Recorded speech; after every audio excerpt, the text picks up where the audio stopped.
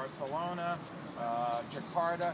Each of the mayors that talked about really making some big progress. Toronto was really made more progress probably than any other city in the world, and so we all can learn from each other. In New York City, our closing Broadway between Times Square and Herald Square and a lot of the bicycle lanes, those ideas really came from here in Copenhagen, so we can learn from each other. And at the level that we work, there really is progress. Whether or not at a national level you can come up with an agreement, I don't know. That's a separate issue, and I'll leave to the federal government.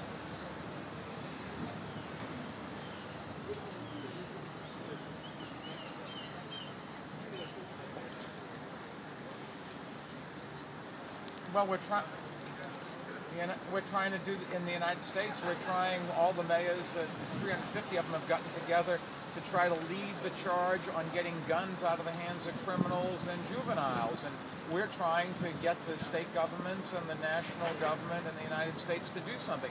The same thing is true, I think, on the environment, and that's not just true in the United States. The environment is an issue around the world, even though guns tend to be concentrated in the United States. Keep in mind that better than half of the people that live in the world now live in big cities. And so the mayors are really representing the majority.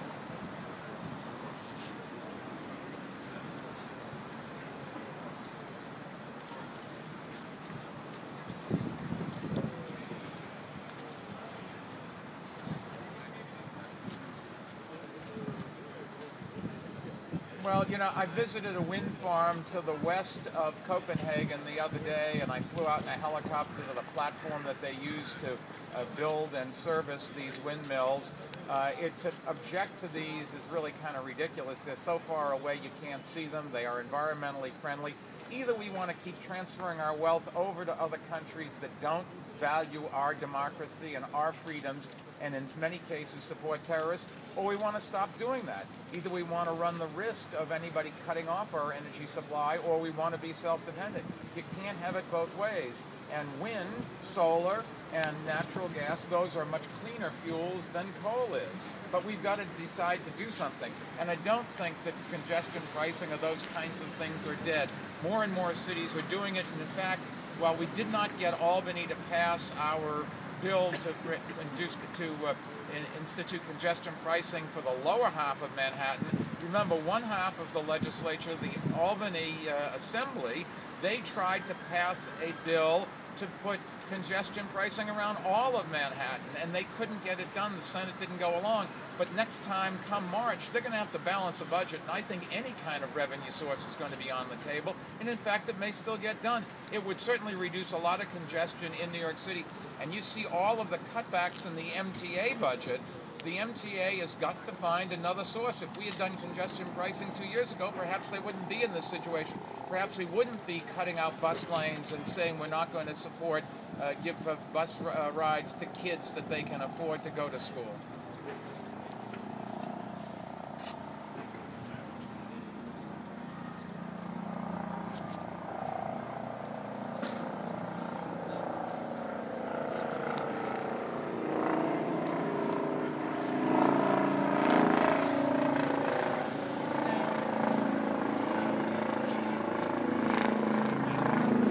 Well, I think it's going to be the companies that do it.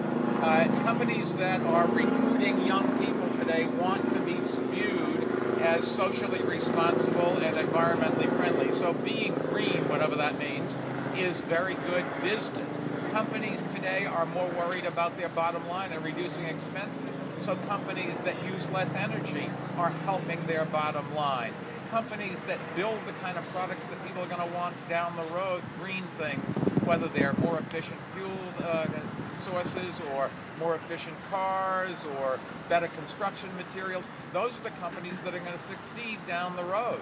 And this is good business, and anybody that thinks it's not, it just isn't being realistic. I'm sure some companies, those that pollute, will have some problems, and there are expenses. But the payback in doing this is a big positive. I can tell you it's a big positive for New York City, where we're reducing our energy consumption and saving money. It's a big positive for my company that has offices in 60-odd countries around the world, we are trying to become carbon neutral.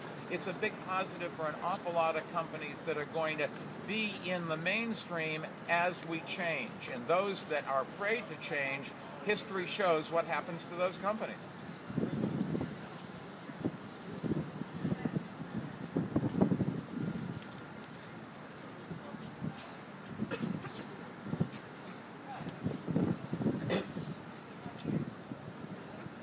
Well, I think that's just somebody trying to be cute. The bottom line is a small amount of pollution gets me here, and hopefully we can convince a lot of people to make a big difference.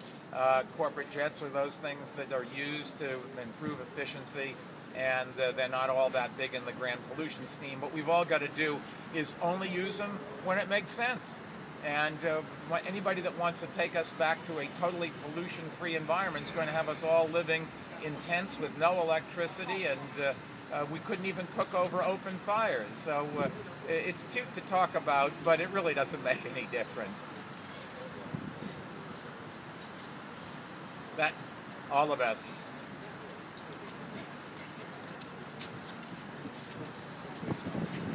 Thank you, Matt. Good luck with the rest of the day. That's the one we want to talk about.